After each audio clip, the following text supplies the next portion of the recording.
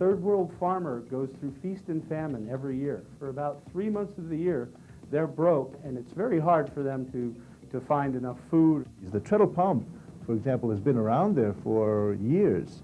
It's just that nobody's marketed it, and therefore farmers don't really know about it. So we're sort of the first to go in there with a marketing approach. Each technology earns the farmer about $100 a year, and that's in countries where the average income may be $200 or $300 a year. That's a lot of money. One of the things that's been overlooked about poverty is people are short of money. And a lot of poverty projects deal with everything but money. For every donor dollar that we get, a farmer can earn $4. We facilitate a process. We facilitate a process of building a vibrant private sector. Committed to providing long-term solutions to poverty, hunger, and malnutrition, Dr. Paul Pollock started International Development Enterprises in 1981. His early experiences as a psychiatrist played a significant role in the creation of iDE. But one of the things I learned from people who are mentally ill is you really need to talk to the mentally ill people and learn from them. So now we're doing this very radical thing. When we're dealing with poor farmers, we ask them. Key to the success of iDE is an experienced and deeply dedicated staff. Most of the iDE leadership have years of experience in business and international development. I look for entrepreneurs, people who are willing to take a risk. It helps if they have practical business experience. And I've been looking for people who have their own dream and whose dream fits with our dream. The culture of iDE is entrepreneurial.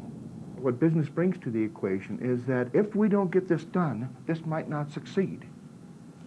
And it has that sense of urgency to it, which business in many ways, always functions as if it could fail tomorrow. I started out as a Peace Corps volunteer. I was a UN volunteer. I got my graduate degree in community development.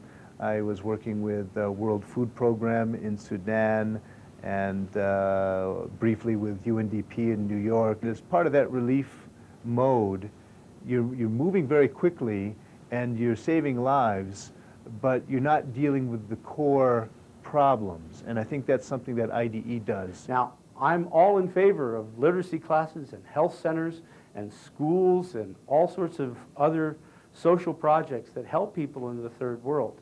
But somebody has to be on the other side of the equation, making sure that they have the opportunity to be productive, because if not, all we're doing is replacing colonialism with some sort of dependency. Every day there is a different challenge, and it's always something that we haven't dealt with before. And because we are growing all the time, every day we have to put a different system. We have to conceive of a different system to make this house whole. iDE has a unique approach to international development. The process evolves out of 4 basic components: conducting a feasibility study, maximizing field tests, building the supply chain, and marketing the product. The involvement of the farmers at each step makes the process effective. The results are lasting. Before establishing a country operation, iDE conducts a feasibility study to determine the potential for making an impact. First, we go in and talk to the farmer to find out what his aspirations are and what he needs to reach them. Then we bring in a technology that the feasibility study shows will make the farmer more productive. Finally, we set up field tests and demonstration plots to expose this technology to as many people as possible. While this is going on, we build a supply chain, which is what we call the manufacturers, the distributors, and the people who will service the product. The key to the manufacturing is to use local materials, which ensures that the product is affordable to small-scale farmers, and most importantly, it must be a quality product. The key to distribution is to guarantee customer service. We also set up a service program so the farmer has a sustainable network backing him up. How do we put the technology in the hands of millions of farmers?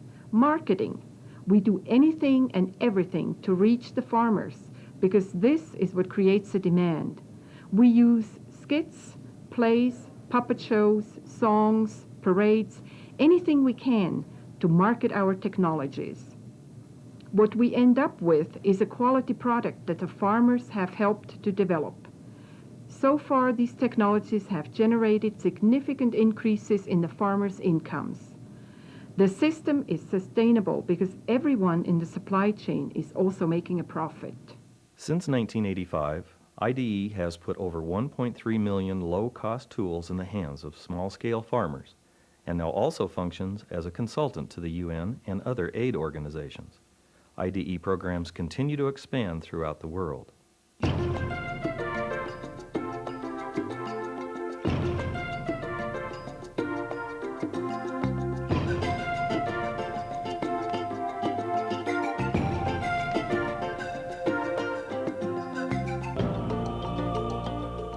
This is a particularly exciting time now because it seems that everything is just exploding with iDE.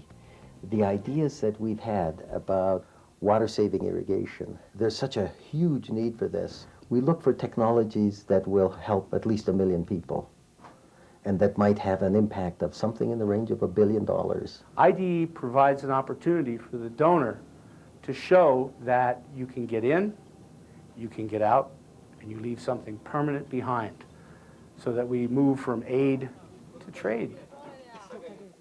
Since 1981, iDE has created programs that have dramatically impacted the lives of millions of subsistence farmers.